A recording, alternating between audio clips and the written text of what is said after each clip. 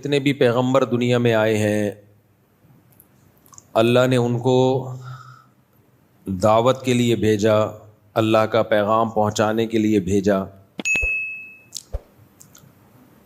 تو ایک دعوت تو تمام پیغمبروں میں سیم تھی، اور پھر باقی جتنی دعوت انہوں نے اپنی قوم کو دی ہے وہ اپنی قوم کے حالات کے اعتبار سے دی ہے۔ باقی دعوت میں تمام پیغمبروں کی دعوت پھر سیم نہیں تھی، ایک دعوت سیم تھی، اللہ تعبدوا الا اللہ، کہ عبادت صرف اور صرف اللہ کی ہوگی۔ اس کے علاوہ پھر دعوتوں میں کلچر کے لحاظ سے جس قوم میں جو برائی تھی پیغمبر نے اس برائی کو فوکس کیا ہے۔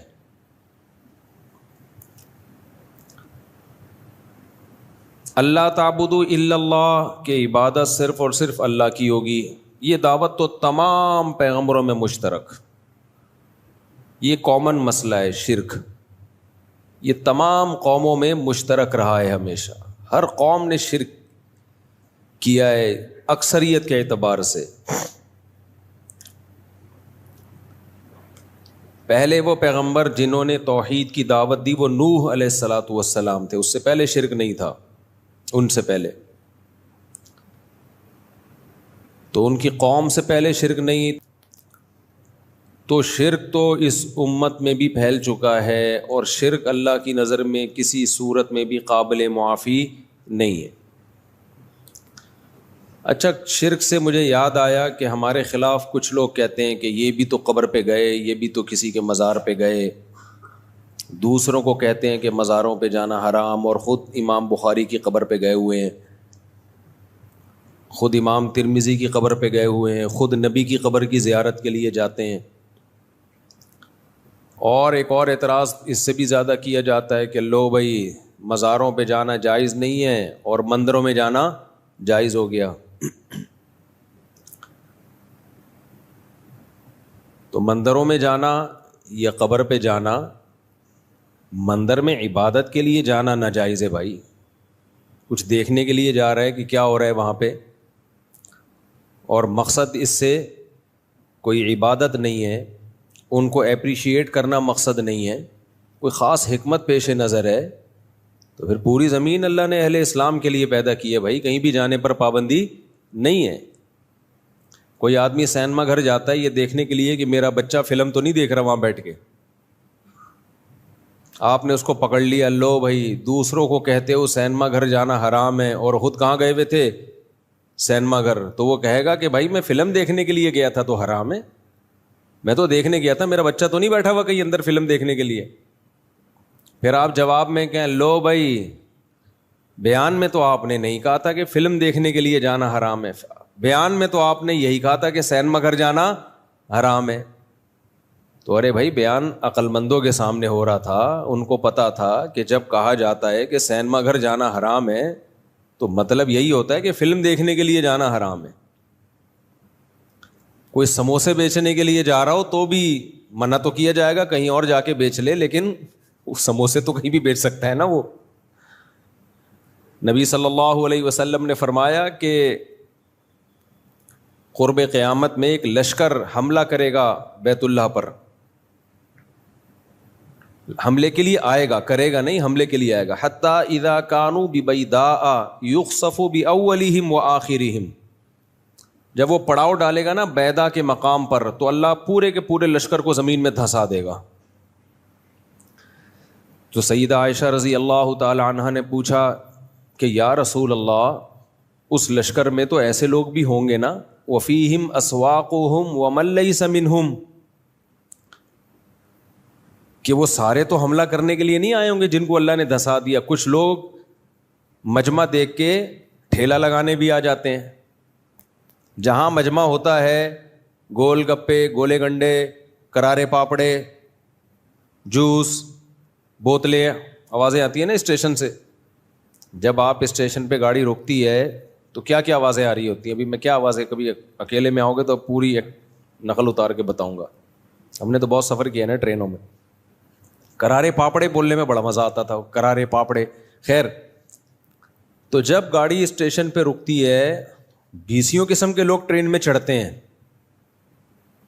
ان کا مقصد گاڑی میں سفر کرنا نہیں ہوتا. خیر، تو نبی صلی اللہ علیہ وسلم نے فرمایا کہ جب وہ لشکر دھسایا جائے گا تو A to Z سب دھس جائیں گے زمین میں. تو سیدہ عائشہ نے عرض کیا یا رسول اللہ، یعنی حضرت عائشہ کا مقصد یہ تھا کہ جب اتنا بڑا مجمع کہیں آ کے ٹھہرتا ہے تو لوگ چیزیں بیچنے کے لیے بھی آ جاتے ہیں اور ویسے ہی دیکھنے کے لیے بھی آ جاتے ہیں کیا ہو رہا ہے یہاں پہ. تو ان کی نیت تو نہیں تھی مکہ پہ حملہ کرنے کی، یہ تو کاروبار کے لیے آ گئے. تو آپ نے فرمایا یخسف باولہم وآخرہم ثم یبعثون علی نیاتہم. زمینی عذاب تو سب کو آئے گا، زمینی عذاب یہ نہیں دیکھتا کہ نیک کون ہے برا کون ہے، اس کی نیت کیا تھی. جب زلزلے آتے ہیں سب کو لپیٹتا ہے زلزلہ. فرمایا ہاں آخرت میں اللہ چھانٹی کر دے گا، نیت پر حساب و کتاب ہوگا، کون کس نیت سے آیا تھا، کون کس سلسلے میں آیا تھا. جو آیا تھا مکہ پہ حملہ کرنے کے سلسلے میں وہ جہنم میں، اور جو ویسے ہی آئے تھے کسی کام سے آئے تھے ان کو اللہ عذاب نہیں دے گا. تو اس سے پتہ چلتا ہے بھائی جو بھی کہیں جاتا ہے اس سے پوچھا جائے گا. کوئی شراب خانے میں مولوی صاحب بیٹھے ہوئے ہیں، آپ نے ویڈیو وائرل کر دی، لو ہمیں شراب خانے جانے سے منع کرتے ہیں، خود کہاں بیٹھے ہوئے ہیں؟ شراب خانے میں. تو ان مولانا صاحب سے پوچھا جائے گا کس سلسلے میں گئے ہو. اگر وہ کہیں میں شرابیوں کو تبلیغ کے لیے گیا ہوں، پھر تو جانا واجب ہے بھائی. کیا خیال ہے؟ تو کہیں تبلیغ تو مسجد میں ہوتی ہے. بھائی مسجد میں تو کسی حد تک نیک لوگ آتے ہیں، اصل تو ہوتی کہاں ہے؟ شراب خانوں میں تو ہوتی ہے اصل تو. آپ کہہ سکتے ہیں پھر تبلیغ والے شراب خانوں میں جاتے کیوں نہیں؟ وہ آنے نہیں دیتے ورنہ وہ چلے جائیں. تبلیغ والوں کو تو چاہیے موقع، بھائی ہمیں کہیں بھیجو. تو شراب خانوں میں بھی جا سکتے ہیں، کہیں بھی جا سکتے ہیں. ایک تو اس لیے بھی نہیں جاتے کہ سب نے پی وی ہوتی ہے، ان کو پتہ کیا چلے گا بول کیا رہے سامنے والا. خیر، تو مکس گیدرنگ میں کوئی چلا گیا، مکس گیدرنگ میں جانا جائز نہیں ہے. کہتے ہیں نا جہاں مرد اور عورتوں کا اختلاط ہو، بلا وجہ کا اختلاط ہو، کوئی ضرورت ہو تو ایک الگ بات ہے. بلا وجہ کا اختلاط جیسے شادی بیاہوں میں ہوتا ہے، پارٹیشن آپ کر سکتے ہو، کیوں نہیں کر رہے بھائی پارٹیشن آپ؟ لیکن تبلیغ کے لیے کوئی، اگر علماء بیان کرتے ہیں مکس گیدرنگ میں مخلوط اجتماع میں جانا جائز نہیں ہے، اب کوئی اگر بیان کے لیے گیا ہوا ہے تو پھر تو جانا جائز کیا لازم ہے. وہ یہی تو سکھانے گیا ہے کہ یہ غلط ہے جو آپ کر رہے ہو. تو نیت پر اس کا بڑا مدار ہے. کچھ گناہ ایسے ہیں جو گناہ ہی ہیں، وہ نیت کی ٹھیک ہونے سے ٹھیک نہیں ہو جاتے. مثال کے طور پر ہو سکتا ہے ہمارا بیان سن کے کوئی کہے کہ اچھا نیت پر اعمال کا مدار ہے، سینما گھر اگر بچے کو پکڑنے کے لیے گئے ہیں تو جانا جائز ہے، نیت ٹھیک ہے نا اس میں. سموسے بیچنے کے لیے گیا ہے، فلم دیکھنے کے لیے نہیں گیا، نامناسب کام تو ہے، کہیں اور بیچ لے سموسے، لیکن اس کو پتا ہے ادھر جتنا سموسا بکے گا باہر نہیں بکے گا، تو اس کی سموسے کی آمدن کو آپ حرام نہیں کہہ سکتے. تو اب کوئی ہو سکتا ہے سن کے کہے اچھا جی نیت پر اعمال کا مدار ہے، اصل اعمال کس پر ہیں؟ نیت پر ہیں. تو میں بھی جو مندر گیا تھا نا وہ عبادت کرنے کے لیے یا ان کی وہ پرساد وغیرہ کھانے کے لیے نہیں گیا تھا، نہ انہوں نے وہ پرساد ہی بولتے ہیں نا اس کو ہندوؤں کی، نہ انہوں نے مجھے وہ کھلائی ہے. وہ جو وہاں پنڈت جی بیٹھے ہوئے تھے انہوں نے تو اکرام کیا کہ ایک انسان آیا ہے تو اکرام میں اس کو کچھ ریوڑیاں کھلا دو. تو یہ اکرام تو جائز ہے، اس کا انکار کرنا یہ پرلے درجے کی بد تہذیبی اور بد اخلاقی ہے. تو میں تو ویسے ہی کیا تھا. اور دوسری بات یہ کہ اس میں ایک بہت بڑی حکمت بھی تھی، انڈیا کو پیغام دینا، ہندوؤں کو پیغام دینا کہ تمہارے مندر ہمارے ہاں کتنے محفوظ ہیں، تو ہماری مسجدیں بھی تمہارے ہاں محفوظ ہونی چاہیے. اور یہاں ہندو مسلم کس طرح بالکل بھائیوں کی طرح رہتے ہیں، کوئی جھگڑا نہیں. اور رہ بھی پٹھانوں کے علاقے میں، پٹھان لوگ تو دین اور اسلام کے بارے میں بہت غیرت اور حمیت والے ہوتے ہیں. تو اتنے غیرت مند لوگوں کے درمیان تمہارا مندر محفوظ ہے. تو یہ اس کی علامت ہے کہ پورے پاکستان میں ہندو مسلم میں کوئی تفریق انسانیت کے حوالے سے نہیں ہے, مذہبی فل آزادی ہے. یہ میسج گیا ہے انڈیا, تو تھوڑی سی غیرت آئی ہے کچھ لوگوں کو وہاں پہ. جو بغیرت ہے ان کا تو کوئی حل دنیا میں ہے ہی نہیں, لیکن بہت سو کو غیرت آئی ہے. بہت سو کے کمنٹس آئے کہ ہمیں تو پتہ ہی نہیں تھا پاکستان میں مندر بھی ہیں, ہمیں تو پتہ ہی نہیں تھا, اتنی آزادی ہے.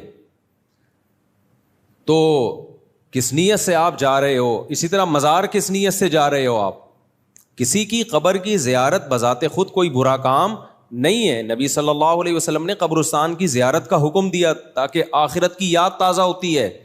آپ صلی اللہ علیہ وسلم نے اللہ سے اجازت مانگی کہ اپنی والدہ کی قبر کی زیارت کریں, اللہ نے آپ کو قبر کی زیارت کی اجازت دی.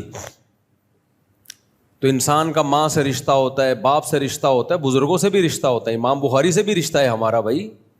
تو اگر ہم ازبکستان گئے اس لیے نہیں تھے کہ قبر کی زیارت کریں گے, ازبکستان ویسے ہی ہم گئے تو وہاں ہمیں پتہ چلا بھائی یہاں تو امام بخاری کی قبر ہے, تو جانے میں کیا حرج ہے. ہاں, قبر کے گرد گول دائرہ کر کے بیٹھنا یہ ٹھیک عمل نہیں ہے. اگر میری کوئی ایسی تصویر ہے آئی ہے یا تو وہ فیک ہے, اور اگر بالفرض حقیقت بھی ہے تو میں اسے رجوع کرتا ہوں. میرے اس عمل سے استدلال درست نہیں ہے. تو اگر میں نے ایسا کیا ہے تو غلط کیا ہے. میں اپنے عمل کو نہیں ڈیفینڈ کروں گا بھائی, میں کس کو, جو شریعت ہے وہ شریعت ہے, وہ میرے کرنے سے شریعت نہیں بدل جائے گی.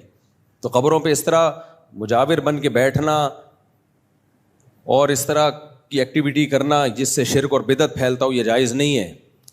قبر کی زیارت کا یہی ہے, گئے میت کے لیے دعا کی اور پتلی گلی سے نکل گئے, بس. اس سے زیادہ ہمیں کچھ نہیں سکھایا گیا قبر پہ. تو خیر, تو میں یہ عرض کر رہا تھا, ہو سکتا ہے کوئی کہے لو بھائی مکس گیدرنگ میں اچھی نیت سے جانا جائز ہو گیا, یعنی تبلیغ کے لیے جا رہے ہیں. اب جیسے کالج میں یونیورسٹیوں میں ہم بیان کے لیے جاتے ہیں تو وہ اتنے نیک ہوتے ہیں نا کہ لڑکیاں پردے والی ہوتی ہیں, تو ہم کہتے ہیں کہ ضرورت ہی نہیں ہے ان کو, یہ تو ٹھیک ہو گئی ہیں. صحیح ہے نا, تو وہیں تو جا کے بیان کرنا پڑتا ہے. آپ کہہ سکتے ہیں مفتی صاحب آپ جب میڈیکل کالج گئے لڑکے لڑکیاں بیٹھے ہوئے تھے, آپ نے کون سا وہاں جا کے پردے پہ بیان کر دیا کہ انہوں نے پردہ کرنا, دوپٹہ لینا شروع کر دیا. دیکھو ہم پہ تبلیغ فرض ہے, خوب اچھی طرح یہ بات سمجھو. ہم پہ تبلیغ کا مطلب لوگوں کو اللہ کے قریب لانا. اس لانے کا طریقہ کیا ہوگا, اس میں ہر آدمی کی رائے دوسرے سے مختلف ہو سکتی ہے. مثال کے طور پر ایک آدمی شراب پیتا ہے, آپ کا ٹارگٹ یہ ہے, ہدف یہ ہے کہ اس کو شراب چھڑوانی ہے, اور آپ شراب خانے چلے گئے اس کو سمجھانے کے لیے, اس کو بھی اور اس کے دوستوں کو بھی, لیکن آپ نے شراب پر ایک لفظ نہیں بولا, شراب پر ایک بیان نہیں کیا آپ نے. کیوں؟ آپ کو پتا ہے یہ اتنے دھتی ہو چکے ہیں کہ شراب پہ بات کروں گا یہ بات سنیں گے نہیں. تو وہاں جا کے آپ نے نماز روزے کی بات کی, اللہ کی بات کی, یہ تھوڑا سا کسی طرح قریب آ جائیں. جب قریب آئیں گے تو مسجد میں آئیں گے, بیان سنیں گے, پھر یہ ہائی ڈوز ان کو وہاں دی جائے گی. تو نیت اس کی یہی ہے. دیکھو مولانا طارق جمیل صاحب کی ملاقات ہوئی عامر خان سے, انڈیا کے ایکٹر سے, گھنٹوں ملاقات ہوئی ہے. مولانا کہتے ہیں میں نے فلمیں چھوڑنے کے حوالے سے کوئی بات نہیں کی, حالانکہ گئے اسی لیے تھے کہ بھائی برائی چھوڑنی ہے. تو برائی میں اس سے بڑی برائی کوئی ہو سکتی ہے؟ ناچ گانے اور جو کچھ فلموں میں ہوتا ہے. لیکن مولانا کو پتا تھا بھائی ایک آدمی ساری زندگی اس کی اسی کام میں گزری ہے, اگر میں ڈائریکٹ اس کو فوکس کروں گا کہ یہ حرام یہ ناجائز, پھر جب ہم مولانا لوگ حرام بولتے ہیں نا تو نکالتے بھی حلق سے ہیں حرام, تو وہ اور آدمی وہ ہو جاتا ہے. ویسے بولیں گے حرام ہے یہ, لیکن جب کسی کو ڈرانا ہوتا ہے تو کیا بولتے ہیں ہم؟ وہی ایک قاری صاحب سے کہا نا, قاری صاحب نے دکان پہ گئے مٹھائی کی اور کہتے ہیں شیرہ ہے شیرہ. اس نے کہا ہے مگر اتنا گاڑھا نہیں ہے. شیرہ تو ہے ہمارے پاس, اتنا گاڑھا شیرہ ہے, نارمل شیرہ نہیں ہے. تو وہ حرام ایک دم اتنا گاڑھا گاڑھا لفظ نکلتا ہے, وہ ویسے ہی ڈر جاتا ہے اگلا. تو ڈرانا پولیس کا کام ہے, مولویوں کا کام نہیں ہے, مبلغین کا کام نہیں ہے. یہ کس کا کام ہے؟ پولیس کا کام. ہاں مبلغین کا کام آخرت سے ڈرانا ہے, لیکن حکمت اور مصلحت کے ساتھ. کیا حکمت کہ نبی صلی اللہ علیہ وسلم نے جب دعوت کے لیے کسی کو بھیجا ایک صحابی رسول کو, کیا فرمایا؟ بشروا ولا تعسروا, لوگوں کو خوشخبریاں سنانا, تنگی میں مت ڈالنا. ایک دم جا کے نہیں یہ بتا دینا یہ کرنا حرام, یہ کر کے جہنم, یہ کر کے جہنم, وہ ڈر جائیں گے بھائی. آرام آرام, دین پہ سودے بازی نہیں کرنی ہے, اتنا نرم نہیں بن جانا کہ حرام کو حلال کر دینا ہے. بعض مبلغ یہ بھی کر رہے ہوتے ہیں, یہ ناجائز ہے. یہ نہیں ہے کہ حلال اور حرام میں جو اللہ نے ایک لمٹ رکھی ہے وہ لمٹ آپ کراس کر دیں. نا نا نا نا, کسی کو دین پہ لانے کے لیے, دل شکنی سے بچانے کے لیے اپنی دین شکنی جائز نہیں ہے. دین شکنی کا مطلب دین توڑ دینا, یہ جائز نہیں ہے. ہمارے حضرت مفتی رشید احمد صاحب رحمہ اللہ تعالیٰ کے پاس ایک شخص آیا, اس نے دعوت دی, سودی بینک میں جاب کرتے تھے, وہ ٹوٹلی حرام آمدن تھی ان کی. سودی بینک میں جاب کے بھی مختلف شعبے ہیں, کچھ شعبے جائز ہیں, کچھ حرام ہیں. جیسے چوکیدار کا شعبہ ہے نا, اگرچہ وہ سودی بینک میں چوکیداری کر رہا ہے مگر وہ جائز ہے, یعنی آمدن جائز ہے. بہتر تو یہ کہ نہ کرے یہ کام. آمدن اس لیے جائز ہے کہ وہ تو صرف پیسوں کی حفاظت کر رہا ہے نا, جو بذات خود ایک جائز کام ہے. تو سود کی وجہ سے 4 آدمیوں پہ لعنت ہوتی ہے, سود لکھنے والا, سودی لین دین, سود دینے والا, لینے والا, اور اس پر گواہ بننے والا. تو مینیجر کی تنخواہ حرام ہے کیونکہ وہ سارے سودی سیٹ اپ کو کیا کر رہا ہے, ساری ٹرانزیکشن ہی اس کی نگرانی میں ہو رہی ہے. لیکن اگر سودی بینک میں کوئی شخص حرام کام نہیں کر رہا, جیسے الیکٹریشین ہے, اس کا کام ہے پنکھے لگانا, اس کا کام ہے ٹیوب لائٹیں صحیح کرنا, اس کا کام ہے سولر سسٹم کو ٹھیک رکھنا, تو یہ اس کی تنخواہ کو حرام نہیں کہتے. اس لیے میں عرض کر رہا ہوں کہ یہ جو آمدن کے حلال و حرام ہونے کا ٹاپک ہے نا, یہ اتنا ایزی نہیں ہے جتنا لوگوں نے سمجھ لیا ہے. کہ جو اسکالر اٹھتا ہے وہ فتویٰ دے رہا ہے یہ حلال ہے یہ حرام ہے, یہ پراپر ٹاپک ہے, یہ پڑھا جاتا ہے کہ آمدن کب حرام ہوتی ہے اور آمدن کب حلال ہوتی ہے. تو مفتیان کرام کا کام ہے, یہ انہی کو کرنے دیں آپ. تو خیر,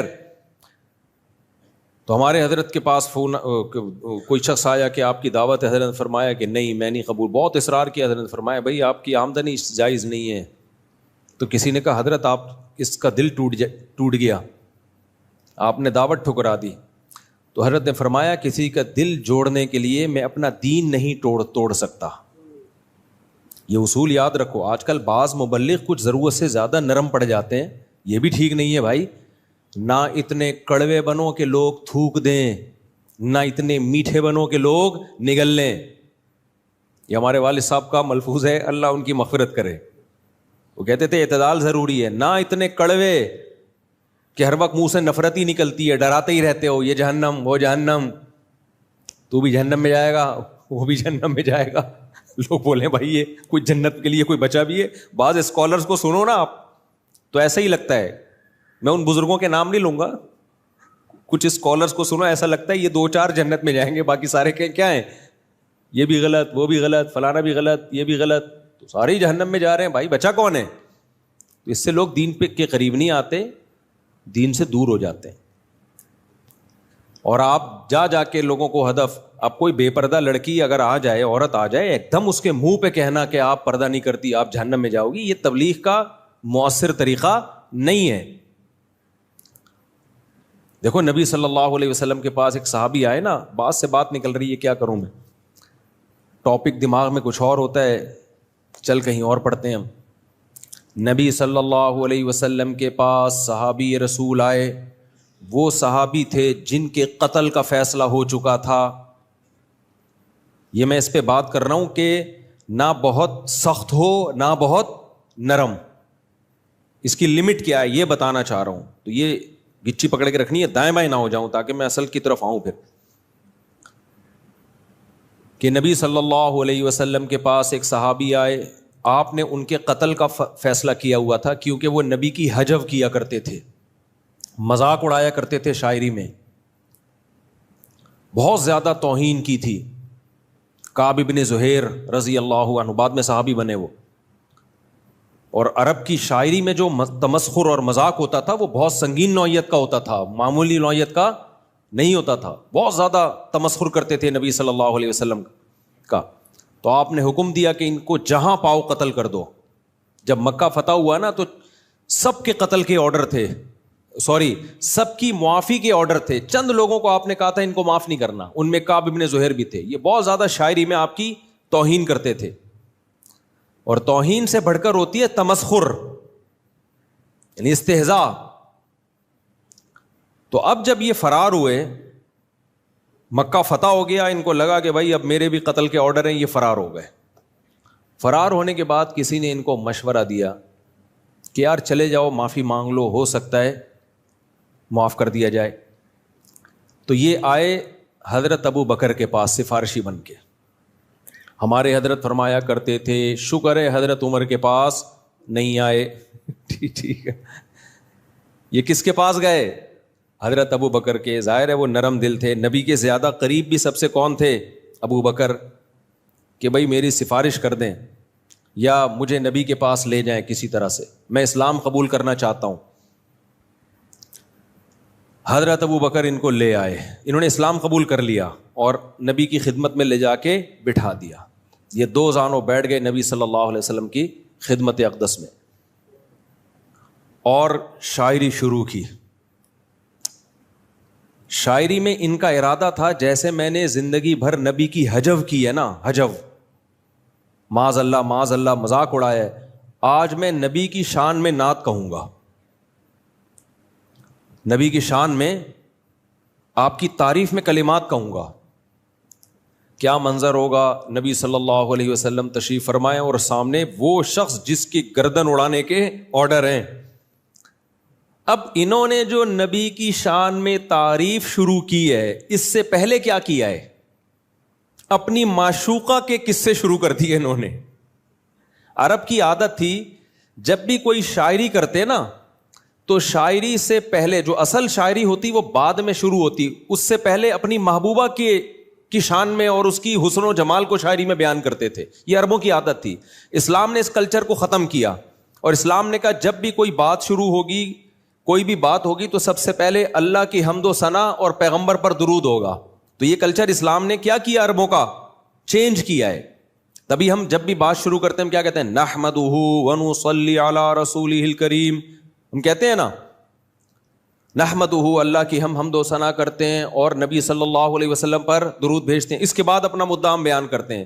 تو اسلام نے اس کلچر کو چینج کیا، لیکن یہ تو ابھی نئے نئے مسلمان ہوئے ہیں، ان کو اس کلچر کا علم نہیں ہے۔ انہوں نے عرب کے سابق کلچر ہی کو کوئی فالو کیا کہ پہلے اپنی محبوبہ کی تعریفیں، اس کے بعد پھر میں اصل مدعا پہ آؤں گا۔ آپ سید الانبیاء صلی اللہ علیہ وسلم کا ظرف دیکھیں۔ پہلے میں وہ تھوڑی سی شاعری سنا دوں کہ اپنی محبوبہ کی حسن و جمال اور اس کے نزاکت کو، حسن و جمال تو نہیں لیکن اس کی نخروں کو کیسے بیان کیا۔ کیا کہتے ہیں؟ بانت سعاد فقلب اليوم مبتول متیم اثرہا لم یفد مقبول، کہ سعادہ میری محبوبہ مارکیٹ سے شارٹ ہو گئی۔ بانت کا مطلب جدا ہو گئی مجھ سے، اس کا اردو میں یہی ترجمہ بنتا ہے، ہماری نارتھ کراچی کی اردو میں ترجمہ اس کا یہی بنتا ہے کہ مارکیٹ سے میری محبوبہ، اس کا نام بھی لے رہے ہیں سعاد، سعادہ جو تھی میری محبوبہ مارکیٹ سے شارٹ۔ فقلب الیوم مبتول، میرا دل آج کے دن ٹکڑے ٹکڑے ہو چکا ہے۔ جب مجھے پتا چلا نا، بیل بجائی، اب یہ ہماری اپنی بھی تو تشریح ہوتی ہے نا یار، گئے بیل بجائی، بھائی سعادہ ہے، اندر سے آواز آئی، اس کے ابا نے اس کو مارکیٹ سے کیا کر دیا؟ یہاں سے موو کر دیا۔ اتنا پہلے ہمت ہوتی نہیں تھی کسی کی کہ محبوبہ کے گھر جا کے بیل بجائے وہ۔ تو بانت سعاد فقلب الیوم مبتول متیم اثرہا، کہہ رہے میرا دل اس کے پیچھے پیچھے نکل گیا ہے تلاش میں۔ لم یفدا، اور عجیب بات یہ ہے کہ دل سینے سے نکل کے محبوبہ کی تلاش میں گیا اور اس کے بدلے میں کوئی آلٹرنیٹ دل بھی سینے میں نہیں لگا، تو وداؤٹ دل میں جی رہا ہوں۔ شاعری ہے یا نہیں ہے؟ دیکھو انگلش میں ایسی شاعری نہیں ملے گی تمہیں، یہ عربی اردو فارسی ہی ہے جس میں ادب ہے۔ خیر اب میں شاعری کے فضائل پر نہیں آؤں گا، میں اپنا مدعا تو وہ کہہ رہے ہیں کہ سعادہ مارکیٹ سے شارٹ ہوئی اور میرا دل ٹکڑے ٹکڑے اس کی یاد میں اس کے پیچھے پیچھے تلاش کرنے کے لیے گیا ہوا ہے, اور اس کے بدلے میں کوئی دوسرا دل بھی سینے میں ہے ہی نہیں, ابھی بغیر دل کے میں گھوم رہا ہوں. بھائی دل کہاں ہے یار, وہ سعادہ کے پیچھے گیا ہوا ہے. تو ایسے بڑی تعریف کی اپنی محبوبہ کی, یہ کس کی خدمت میں بیٹھے ہیں؟ سید الانبیاء کا ظرف ہے نا کہ نہیں بھائی ابھی نیا نیا آیا ہے, ٹھیک ہے نا, ابھی نیا نیا ہے, اسلامی آداب سیکھ لے گا اسلامی آداب. ایک دم سے نہیں کہ تو میرے سامنے کیا محبوبہ کے قصے لے کے بیٹھ گیا ہے, نا ابھی آنے دو بھائی, ابھی نیا نیا آیا ہے. جب یہاں رہے گا تو سیکھ جائے گا کہ پیغمبر کے سامنے جب پیغمبر کی شان بیان کی جاتی ہے یا کوئی بھی بات تو پہلے اللہ کی حمد و ثنا ہوتی ہے, محبوباؤں کے قصے نہیں چھیڑے جاتے. یہ ادب کے خلاف ہے. صحابہ بھی بیٹھے ہوئے ہیں, انہوں نے بھی نہیں فوراً پکڑا کہ بھئی کیا یہ شاعری کر رہے ہو, نا. آج تحمل مارکیٹ سے کیا ہو گیا ہے, بولو شارٹ. برداشت کیا ہو گئی ہے, شارٹ. اس لیے لوگ جو مذہبی اسکالرز ہیں نا, ان کے قریب آنے کے بجائے ان سے ڈر رہے ہیں. ایسا نہ ہو جیسے کوئی بھینسا وہ ہوتا ہے نا کٹا, جب بڑا ہو جاتا ہے اس کو کیا بولتے ہیں, سر پہ جس کے سینگ بھی ہوتے ہیں. بہرحال ایک ہوتا تھا پہلے بچپن میں نظر آتا تھا, آج کل وہ بھی لگ رہا ہے مارکیٹ سے شارٹ ہو گیا. تو وہ گھوم رہا ہوتا تھا بس سر یوں کر کے کہ دیکھوں کوئی ملے کہ اس کو میں ٹکر ماروں. یوٹیوب پہ آتے ہیں نا آج کل, یوٹیوب پہ دیکھا ہوگا آپ نے, بس اس کا کام ہی 24 گھنٹے یہ ہے کہ کوئی ملے جس کو میں نے کیا کرنا ہے, ٹکر مارنا ہے. تو کچھ اسکالر ایسے ہیں جو چاہ رہے ہیں کہ کوئی نئی چیز سامنے آئے اور ہمیں ٹکر مارنے کا موقع ملے. تو فلانے نے اپنی کتاب میں یہ لکھا, فلانا نے اپنی کتاب میں یہ لکھا, فلانا نے یہ لکھا, فلانا نے یہ لکھا. بھائی کسی نے کوئی کتاب میں اچھی بات بھی تو لکھی ہے. ہر وقت نیگیٹیوٹی کو اچھالنا سوسائٹی میں. تو وہ کہنے لگے لکنھا خلۃ قد سیط من دمھا فجع وولع واخلاف وتبدیل. کہنے لگے میری محبوبہ کی یہ حسن و جمال اور سب کچھ اچھے کی رپورٹ چل رہی ہے اب تک, لیکن ایک فالٹ اس کے اندر ایسا ہے جو مینوفیکچرنگ فالٹ ہے. وہ کیا ہے؟ یہ ایک ایسی دوستی ہے جس کے خون میں جھوٹ, گرگٹ کی طرح رنگ بدلنا اور تبدیل ہوتے رہنا, بات سے مکر جانا, یہ اس کے بلڈ میں شامل ہے. اور بے وفائی, فجع وولع واخلاف وتبدیل. عربوں کی عادت ہوتی تھی اپنے محبوبہ کے جھوٹ, بے وفائی, دھوکے بازی کو اس کی تعریف کے طور پہ بیان کرتے تھے. نہیں آئی سمجھ میں بات؟ اچھا بھائی, تو لکنھا خلۃ قد سیط من دمھا فجع وولع واخلاف وتبدیل. عربوں کی عادت تھی جب محبوبہ کی بے وفائی جب بیان کرتے نا, یہ برائیاں کہ جھوٹ بولتی ہے, بے وفا ہے اور بات سے تبدیل ہو جاتی ہے, وعدہ کر کے مکر جاتی ہے, تو ان کا مقصد یہ الفاظ برائی کے ہوتے تھے مگر مقصد اس سے تعریف ہوتی تھی. بتانے ہوتا ہے نخرے والی ہے, کیونکہ جب خدا جب حسن دیتا ہے نزاکت آ ہی جاتی ہے, کہتے ہیں نا, یعنی اس کے اندر استغنا بہت ہے. اتنا آسان نہیں ہے اس کو حاصل کرنا, آسان نہیں ہے حاصل کرنا. یہ شاعری کس کی سامنے ہو رہی ہے؟ نبی صلی اللہ علیہ وسلم سے.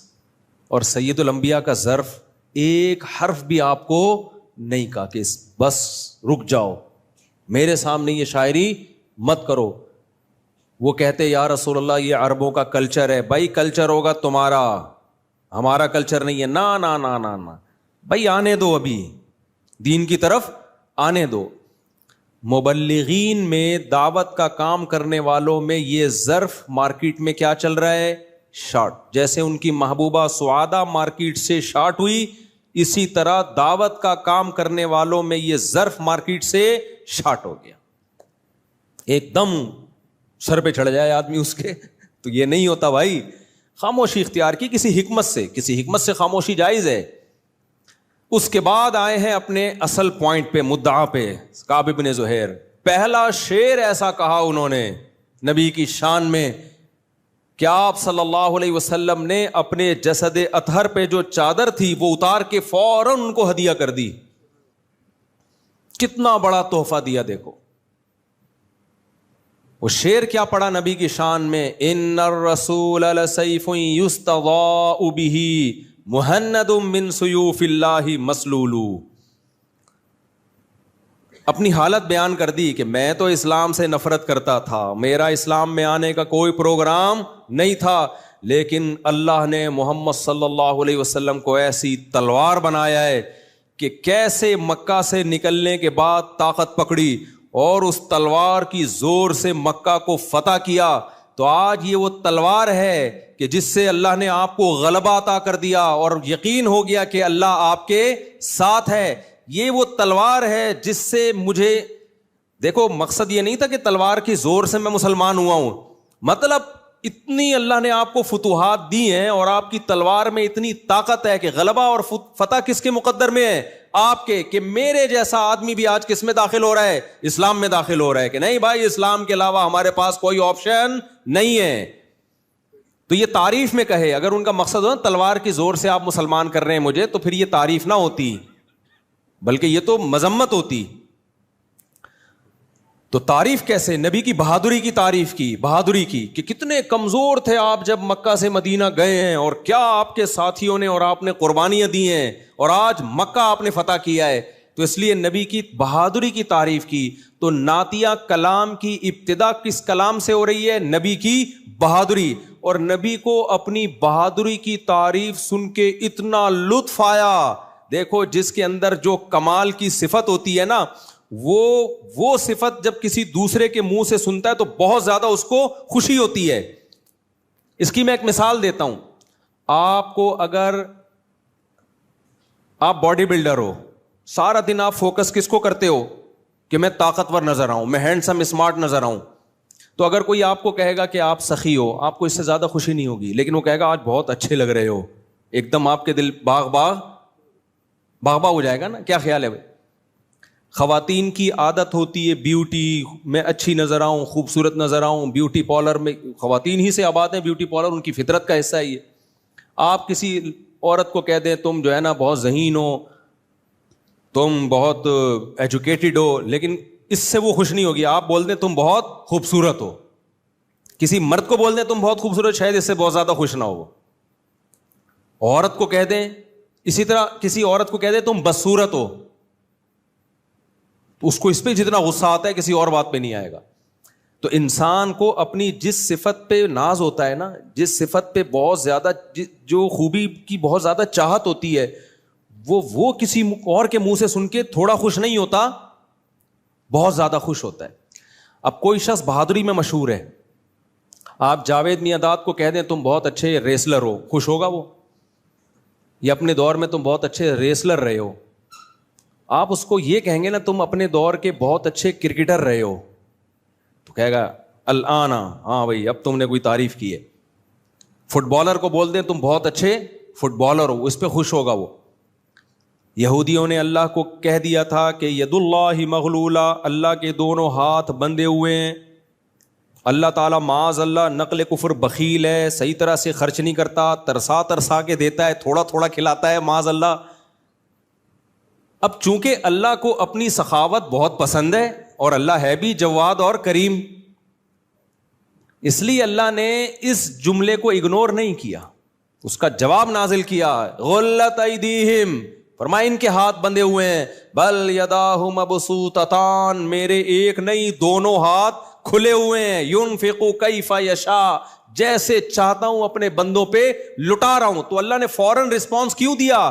اللہ کو اپنی طرف بخل کا تانا پسند نہیں ہے. اس کی تو تعریف ہی اسی بیس پہ کی جاتی ہے, رحمان ہے اور رحیم ہے, کھلاتا ہے بندوں کو. سمجھ میں نہیں آ رہی بات؟ میرا خیال ہے آپ کہہ سکتے پھر یہ غربت کیوں ہے؟ یہ گورنمنٹ کی وجہ سے, یہ غربت اللہ کی وجہ سے نہیں. بارشیں برس رہی ہیں, زمین سے پیداوار اگ رہی ہے, تو اللہ کی طرف سے تو برس رہا ہے نا. اب کوئی سارا ہی لے کے بیٹھ جائے کنارے پہ رکھ لے سانپ بن کے, غریب کے منہ میں نوالا ہی نہ جانے دے, وہ تو پھر اس کا ہیڈ ایک ہے نا, وہ سوسائٹی کا ہیڈ ایک ہے. تو اللہ کو یہ بخل کا تانا پسند نہیں آیا, کیونکہ وہ تو جگہ جگہ کہتا ہے میں رحمان ہوں رحیم ہوں. تو جو رحمان رحیم ہوتا ہے وہ تو کریم ہوتا ہے, وہ تو جواد ہوتا ہے, وہ تو خرچ کرنے والا ہوتا ہے. جس کو محبت ہوتی ہے نا تو خرچ کرتا ہے وہ. تو نبی صلی اللہ علیہ وسلم کے حسن و جمال کی اگر کعب ابن زہیر تعریف کرتے یہ بھی اچھی بات ہے, لیکن شاید نبی کو اتنی خوشی نہ ہوتی کہ چادر اتار کے دے دیتے. نبی صلی اللہ علیہ وسلم کی صحت کی وہ تعریف کرتے کہ یا رسول اللہ آپ بہت صحت مند ہیں. نبی اتنے صحت مند تھے بخاری میں کہ 40 مردوں کے برابر طاقت تھی سید الانبیاء صلی اللہ علیہ وسلم میں. علامہ ابن حجر نے لکھا ہے کہ 9 بیویاں ایک ٹائم پہ, اور خوراک کیا ہے, ایک دن ایک وقت کا کھانا, وہ بھی کھجور, اونٹ کا گوشت, بکری کا دودھ, اسی پہ گزارا. ایک ٹائم کا کھانا, اور پھر روزوں پہ روزے بھی, اور 9 ازواج. تو یہ غیر معمولی جسمانی طاقت کے بغیر ممکن نہیں ہے. میں اکثر بتاتا ہوں نا, میرے پاس ایک نوجوان آیا انتہائی باریک, بہت باریک سا, کہتا ہے میں 4 شادیاں کروں گا. میں نے کہا آپ کے پاس بیلنس نہیں ہے بالکل بھی, پہلے بیلنس ڈلوائیں. میں نے کہا ایسا نہ ہو کہ جو رہا صاحب بیلنس ہے وہ بھی مذاق کر رہا تھا, اس سے بھی تکلف ہے. تو کہتا ہے بیلنس کیسے آئے گا. میں نے کہا جم جاؤ, تھوڑا گوشت تو چڑھاؤ جس باڈی پہ, کوئی کھاؤ پیو, کوئی جان تو بناؤ. تو کہتے ہیں مجھ سے ویٹ نہیں اٹھتا. اب یہ لڑکے بہت سارے کہتے ہیں ہم سے نہیں اٹھتا, چیخیں نکل جاتی ہیں. تو میں نے کہا یار جتنا ویٹ اٹھ رہا ہے وہ اٹھا لو. کہہ رہے نہیں 1 کلو کا بٹا بھی نہیں اٹھتا. میں نے کہا ایسا کرو, ایک تنکا لو اور شیروانی کے بٹن لگاؤ دونوں طرف, وہ اٹھاؤ. پھر جب ایک بٹن اٹھانے کی طاقت ہو 2 بٹن کر دو. بٹن کا خرچہ میں دے دوں گا, ایسا نہ ہو کہ وہ کہے کہ بٹن کا کال. میں نے کہا وہ بٹن کا خرچہ, بٹن کے پیسے میں دے دوں گا. یہ میں اس لیے نہیں بتا رہا مذاق کے لیے, میں اس لیے بتا رہا ہوں جو کرنا ہی نہیں چاہتا نا وہ کچھ نہیں کر پاتا. جو کرنا چاہتا ہے بھائی, آپ کو کون کہہ رہا ہے کہ آپ پہلے دن اتنا ویٹ اٹھاؤ, آپ ہلکے ویٹ سے شروع کرو نا. پھر جب وہ کہتے ہیں نا نہیں ہلکا بھی نہیں, بھائی کیوں نہیں اٹھتا, ہاتھ تو اٹھا رہے ہو نا, یا اتنے اپاہج ہو گئے کیا 54 بھی نہیں اٹھتی. خیر, جو کہتا ہے مجھ سے جاگنگ نہیں ہوتی, بھائی واکنگ کر لو, تیز چلنا سیکھو. تیز چلا نہیں جا رہا, جتنا چلا جا رہا ہے اتنا تو چل. تھوڑا تھوڑا چلو گے, تھوڑا تھوڑا دوڑو گے, آہستہ آہستہ, تو ایسا نہیں ایک دم سے کچھ نہیں ہو جاتا. خیر, تو سید الانبیاء صلی اللہ علیہ وسلم کی تعریف میں صحابی رسول نے پہلا شعر کیا کہا ہے. میں عرض کر رہا تھا اگر وہ کہتے نبی صلی اللہ علیہ وسلم بہت صحت مند ہیں, آپ کو خوشی ہوتی, لیکن شاید اتنی خوشی نہ ہوتی. وہ کہتے یا رسول اللہ آپ کا جمال بہت زیادہ ہے, آپ بہت جمیل ہیں, خوشی ہوتی, اتنی زیادہ نہیں کہ چادر اتار کے دے دیتے. شعر کیا کہا ہے انہوں نے, ان الرسول لسیف یستضاء بہ, محمد صلی اللہ علیہ وسلم ایک تلوار ہے جس کی روشنی سے دنیا میں ہدایت پھیل رہی ہے. مہند من سیوف اللہ مسلول, اللہ کی تلواروں میں سے ایک تلوار ہے.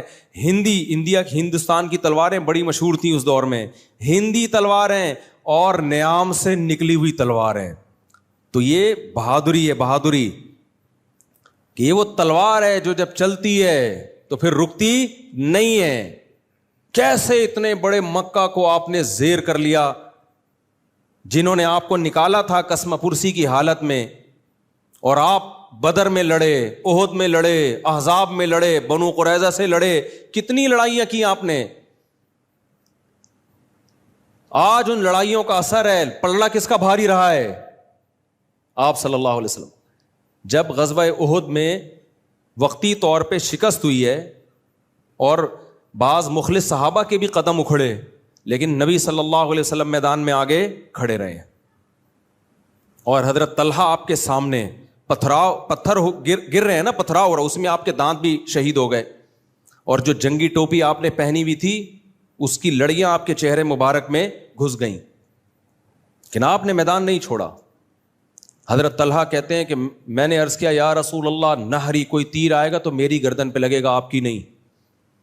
تو یہ بہادری کا کام ہوتا ہے. صحابہ کہتے ہیں جب گھمسان کی جنگ ہوتی تھی تو بعض دفعہ ہم نبی صلی اللہ علیہ وسلم کے پیچھے بطور ڈھال کے چھپتے تھے. آج لیڈر سب سے پہلے بھاگتا ہے, صحیح, لیڈر سب سے پہلے مارکیٹ سے سب سے کم قربانی کس کی ہوتی ہے؟ لیڈر کی. مدرسے کے محتمم حضرات میں اچھے بھی ہوتے ہیں, 2 نمبر بھی ہوتے ہیں, ہر طرح کے ہوتے ہیں. جو اچھے محتمم ہوتے ہیں وہ سب سے زیادہ چندہ اپنی جیب سے دیتے ہیں مدرسے کو, پھر دوسروں کو ترغیب دیتے ہیں. جو 2 نمبر ہوتے ہیں اپنا 5 روپے بھی کبھی ان کا مدرسے پہ نہیں لگا ہوتا, دوسروں کو ترغیب دے رہے ہوتے ہیں جنت کے فضائل کی, کہ جو مدرسے کے ڈبے میں پیسے ڈالے گا سیدھا ڈائریکٹ کہاں جائے گا؟ جنت میں. تو بھائی تجھے شوق نہیں ہے جنت میں جانے کا؟ تو بھی تو کبھی ڈال دے. ہم جن بزرگوں سے بیعت ہے نا, میں ایسے ہی بیعت نہیں ہوں, ایسے نہیں کہ ہم نے کوئی خواب دیکھے ہوں, ہم خوابوں پہ اتنا بلیو نہیں رکھتے. ہم جن بزرگوں سے بیعت ہیں, جن سے ہمارا اصلاحی تعلق ہے, ہم نے ان کی قربانیاں جانی بھی اور مالی بھی اپنی آنکھوں سے دیکھی ہیں. میرے جو مشائخ ہیں, میرے جو شیخ ہیں, جتنا دوسروں کو صدقے کی ترغیب دیتے ہیں, ہم نے دیکھا کہ یہ اس سے 10 گنا خود صدقہ کرتے ہیں. تبلیغ والے کیوں کامیاب ہوئے؟ انہوں نے اپنے اکابر مشائخ کو دیکھا, یار یہ ہمیں نکلنے کی ترغیب دیتے ہیں پیدل جماعتوں میں, ہمیں اگر 40 دن کی ترغیب دے رہے ہیں تو خود سال کی پیدل جماعتوں میں. حاجی عبد الوہاب صاحب رحمۃ اللہ علیہ اندرون سندھ کئی بار پیدل جماعتوں میں گئے ہیں, کچے علاقوں میں, گاؤں دیہاتوں میں, جہاں لوٹے ٹوٹے ہوئے, بیت الخلاء کا صاف ستھرا نظام نہ ہو جہاں پہ, ان ریگستانوں میں, کچے علاقوں میں, تھر میں, پہاڑوں پہ خود زندگیاں وقف کی ہیں. پھر انسان کسی کو تبلیغ کرتا ہے نا کہ اب نکلو, تو وہ کہتا ہے بھائی یہ بھی نکلے ہم بھی نکلیں گے. اور ایک ہوتا ہے آپ ایئر کنڈیشن روم میں گدے پہ بیٹھے ہوئے ہیں, جنت کے فضائل بھی سنا رہے ہیں, جنت کے ٹکٹ بھی ڈیوائڈ کر رہے ہیں. لوگ کہتے ہیں حضرت آپ کو جنت میں جانے کا شوق نہیں ہے. شٹ اپ, صحیح ہے نا, بزرگوں سے اس لہجے میں بات نہیں کرتے. تو خیر کہاں سے کہاں بھائی, دائیں میں بہت گھوم رہا ہوں آج میں بھائی. وہ ہاں نبی صلی اللہ علیہ وسلم کی تعریف میں جب انہوں نے کلمات کہے نا کہ ان الرسول لسیف یستضاء بہ, کہ آپ تو بہادر ہیں, آپ کی مثال ایک تلوار کی ہے جو نیام سے نکلی ہوئی ہے, ایسے کوئی زیر نہیں کر سکتا. نیام میں جب تلوار ہوتی ہے خطرہ ہوتا ہے کوئی آ کے آپ کا سر قلم کر دے اور اتنی دیر میں آپ کو موقع نہ ملے. نا کہا محمد صلی اللہ علیہ وسلم ایسے بہادر ہیں کہ آپ کو شکست دینا آسان نہیں ہے. تو ہمارے نبی اپنی اس تعریف پہ اتنا خوش ہوئے کہ اپنی چادر, اور ہمارے نبی کا لباس ایک تہبند اور ایک اوپر کی چادر, تو وہ جو اوپر کی چادر تھی وہ اٹھا کے کس کو گفٹ کر دی؟ کعب ابن زہر. تھوڑی دیر پہلے قتل کے فتوے تھے گستاخیوں پہ, اور تھوڑی دیر بعد اپنی چادریں گفٹ کی جا رہی ہیں. تو مبلغ میں تحمل بردباری بہت زیادہ ضروری ہے.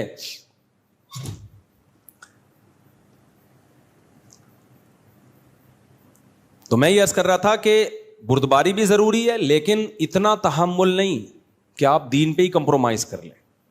تو میں مفتی رشید احمد صاحب رحمہ اللہ کا واقعہ سنا رہا تھا نا, کہ کسی نے کہا آپ ہماری دعوت قبول ہے. فرمایا میں کسی کے دل کو جوڑنے کے لیے اپنا دین نہیں توڑ سکتا. لمٹ کراس نہیں کرنی ہے حلال و حرام کی. مثال کے طور پر کوئی شرابی کہتا ہے میں آپ کی بات جب دین کے سنوں گا 2 گھونٹ آپ بھی پیو, 2 ڈھکن. آپ کو پتا ہے 1-2 ڈھکن سے آپ کو شاید کچھ نہ ہو, مجھے تو ہو جائے. مجھے کسی حکیم صاحب نے نا تھوڑا سا تمباکو لگا دیا تھا میرے دانت پہ, تو میں تو اس سے بے ہوش ہونے لگا تھا. تو کہہ رہے کیا ہو گیا بھائی؟ میں نے کہا کیا کھلا دیا؟ وہ منجن کے طور پہ لگا دیا. تو ان کا خیال تھا کہ شاید پان گٹکا کھاتے ہوں کبھی. آپ کو بھی کچھ نہیں ہوگا انشاءاللہ, مذاق کر رہا ہوں. جس کو عادت نہ ہو شراب پینے کی اس کے لیے 1 ڈھکن بھی بہت ہے. تو کسی شرابی نے کہا یار 1 ڈھکن نہیں 1 قطرہ پی لو میری خاطر, میرا دل جوڑنے کے لیے, میں نے بڑی محنت سے بنائی ہے. کسی غیر مسلم نے کہا میں نے بڑی محنت سے بنائی ہے, بہت محنت کی ہے, سنگور کو سڑایا, اس میں کیڑے پڑے, گندی ہوتی ہے نا شراب, تو میں نے بہت اس میں گند گوبر بھی ڈالا آپ کی خاطر. اس میں شراب کی تو یہی فضیلت ہے, جتنا گند ڈالو گے اتنی اچھی شراب بنے گی. یہی اس کے ناپاک اور گندے ہونے کی دلیل ہے کہ 1-2 ڈھکن سے دیکھنا آپ کو کیسا سکون ملے گا. تو میں نے اس میں بہت گوبر ملایا ہے, کیڑے اس میں تھے, بہت زبردست طریقے سے اس میں بدبو آ رہی تھی. پھر میں نے اس کو بھرا ہے. میرا دل ٹوٹ جائے گا اگر آپ نے 1 قطرہ نہیں پیا. اور آپ کو پتہ ہے 1 قطرے سے شاید کچھ نہ ہو, اور آپ کو یہ بھی پتہ ہے اگر میں نے 1 قطرہ پی لیا تو یہ اسلام قبول کر لے گا. فرض کرو یقین ہو جائے آپ کو, تو بھی آپ کے لیے وہ ایک قطرہ جائز نہیں ہے, چاہے اس جیسے 1 کروڑ لوگ اسلام میں داخل ہو جائیں. سمجھتے ہو گے نہیں سمجھتے؟ وہ اچھی نیت سے شراب پینا اچھا نہیں بن سکتا. اب آپ کہیں گے لو بھائی ابھی مفتی صاحب کہہ رہے تھے بری نیت سے مزار پہ جانا حرام, کوئی واقعی مقصد ہو, یا مندر کی میں زیادہ واضح مثال دیتا ہوں, بھائی مندر جانا حرام لیکن اگر کوئی اچھی نیت ہو تو جانا جائز. لو بھائی اپنے لیے گنجائشیں پیدا ہو رہی ہیں, اور چونکہ ان کو شراب کی عادت نہیں ہے تو شراب کے لیے اچھی نیت ہو بری نیت ہو دونوں صورتوں میں کیا ہے وہ حرام. تو بھائی یہ میں نہیں کہہ رہا, یہ شریعت نے ہمیں بتایا ہے, علماء کرام نے ہمیں بتایا ہے, اور قرآن و سنت میں غور کر کے ہی بتایا ہے کہ اسلام میں جو اللہ نے ہمیں احکام دیے ہیں وہ 2 طرح کے دیے ہیں. دیکھو بلکہ 4 طرح کے احکام دیے ہیں. کچھ کام ایسے ہیں جو اللہ نے ہمیں کرنے کا کہا, کچھ کام ایسے ہیں جو اللہ نے ہمیں نہیں کرنے کا کہا. ایسا ہی ہے نا, یہ اصول فقہ کی باتیں جو پڑھائی جاتی ہیں. اب آپ کہو گے مفتی صاحب گاڑی باتیں لے کے بیٹھ گئے, میں آپ کو آسان انداز میں سمجھا رہا ہوں تاکہ یہ ٹاپک کمپلیٹ ہو. کچھ کام, شریعت اسی کا نام ہے نا, کچھ کام کرنے کے ہیں اور کچھ نہیں کرنے کے, اور کچھ ایسے ہیں جو کرو نہ کرو آپ کی مرضی ہے, اس میں شریعت نے آپ کو آزاد چھوڑ دیا, بھائی آپ کی مرضی ہے. تو ان سے تو ہم بحث ہی نہیں کرتے نا, وہ مباح کام ہے. بھائی آپ پراٹھا کھانا ہے, شریعت نے کیا کہا ہے کہ کھاؤ, یا یہ کہا ہے کہ نہیں کھاؤ؟ بھائی تمہیں اچھا لگتا ہے کھا لو, نہیں لگتا تو کچھ اور کھا لو, روٹی کھا لو, ناغا کر لو. تو کچھ کام ایسے ہیں جن کا ہمیں آرڈر دیا کرنے ہیں, کچھ کام ایسے ہیں جن کا آرڈر دیا نہیں کرنے. جو کرنے کے کام ہے نا ان کو حسن کہا جاتا ہے. کیا کہا جاتا ہے؟ حسن, اچھے. تبھی تو اللہ نے کہا نا کرو, اگر وہ اچھے نہ ہوتے تو اللہ کہتا ہے کہ کرو. بھائی صاحب کیا ہو گیا, بول لو نا میرے بھائی. بھائی وہ اچھے کام ہیں تبھی اللہ نے کیا کہا کہ وہ کرو. اس لیے اسلام جب کسی کام کا آرڈر دیتا ہے تو وہ کام حسن کہلاتا ہے. حسن کا مطلب اچھا, ویل ڈن, گڈ. حسن کا کیا مطلب ہے؟ اچھا. احسن کا معنی زیادہ اچھا, تو حسن کا معنی اچھا. اور جو حسن کے اپوزٹ ہوتا ہے اس کو کہتے ہیں قبیح, قاف با یا اور حلوے والی ہا. قبیح. حسن کا الٹ کیا ہوتا ہے؟ قبیح. جس کام سے شریعت نے روکا وہ کیا کہلاتے ہیں؟ قبیح, برے کام. ہم کہتا ہے سچ بولو, تو یہ کیا ہو گیا سچ بولنا؟ قبیح ہے یا حسن ہے؟ حسن. اسلام کہتا ہے جھوٹ مت بولو, جھوٹ سے روکا, اس لیے جھوٹ کیا بن گیا؟ قبیح. اسلام کہتا ہے شراب مت پیو, اس لیے شراب کیا بن گئی؟ قبیح. اسلام کہتا ہے زنا مت کرو, اس لیے زنا کیا بن گیا؟ قبیح. اسلام کہتا ہے نکاح کرو, اس لیے نکاح کیا بن گیا؟ حسن. نماز پڑھو, حسن. روزہ رکھو, حسن. جہاد کرو, حسن. وضو کرو, ابے بولو نا کیا ہو گیا؟ حسن. یہ سارے حسن. داڑھی رکھو, حسن, وغیرہ وغیرہ. کوئی حسن صاحب بیٹھے ہوں تو معذرت. تو یہ تو تعریف ہو رہی ہے نا حسن کی, تبھی تو وہ پیدا ہوئے ہیں. اچھا کام ہوا. فیملی پلاننگ والوں نے کہا کہ جب حسن صاحب پیدا ہوئے ایک اور بچے کا اضافہ ہو گیا, آبادی بڑھ گئی, غربت بڑھ گئی, تو پھر اس کا نام قبیح رکھنا چاہیے تھا نا. حسن کے بجائے کیا رکھنا چاہیے تھا؟ قبیح. اس لیے ہم کہتے ہیں آبادی بڑھنے سے مسائل کم ہوتے ہیں, ختم نہیں ہوتے, کیونکہ مسائل ختم کرنے کے لیے افراد چاہیے. انسان ہی مسائل ختم کرتا ہے. تو جتنے افراد ہوں گے ٹھیک ہے, پیٹ لے کے آئیں گے وہ دنیا میں, مسائل بڑھیں گے بھی, لیکن ختم بھی کون کرے گا؟ وہ, کیونکہ وہ پیٹ کے ساتھ 2 ٹانگیں اور 2 ہاتھ بھی لے کے آ رہے ہیں. لنگڑے لولے تھوڑی پیدا ہو رہے ہیں سارے. فیملی پلاننگ والے ایک رخ دکھاتے ہیں, پیٹ بھی آ رہا ہے بھائی, اکیلے پیدا تھوڑی ہو رہے ہیں, ان کو خوراک بھی چاہیے. تو بھائی صاحب اللہ نے 2 ہاتھ اور 2 پاؤں اس لیے تو پیدا کیے ہیں, اور اتنی طاقت 2 ہاتھوں اور 2 پاؤں میں رکھی ہے کہ پیٹ ایک ہوتا ہے, ان 2 ہاتھوں اور 2 پاؤں میں 10 آدمیوں کا پیٹ بھرنے کی صلاحیت ہوتی ہے. اس لیے یہ گنتیاں ہمیں نہیں سکھایا کرو, یہ بچے 2 ہی اچھے, یہ وہ ہوتے وہ بھی 2 بھی اچھے نہیں ہیں جن کے ہو رہے ہیں. وہ تو کہتے ہیں بچے 2 ہی اچھے, بچے زیادہ اچھے ہوتے ہیں, کیونکہ بہن بھائیوں کو ایک دوسرے سے پیار ملتا ہے, تربیت ملتی ہے. خیر, میں جو آج اتنے کانفیڈنس سے بات کرتا ہوں بیٹھ کے, یا اللہ نے مجھے بہت ساری برائیوں سے بچایا ہوا ہے, تو اس لیے کہ میرے بہن بھائی تھے, ایک پورا خاندان تھا جس کو ہندی میں کہتے ہیں پریوار تھا. خاندان کی وجہ سے انسان بہت ساری چیزوں سے بچا رہتا ہے. ڈر ہوتا ہے یار کہیں.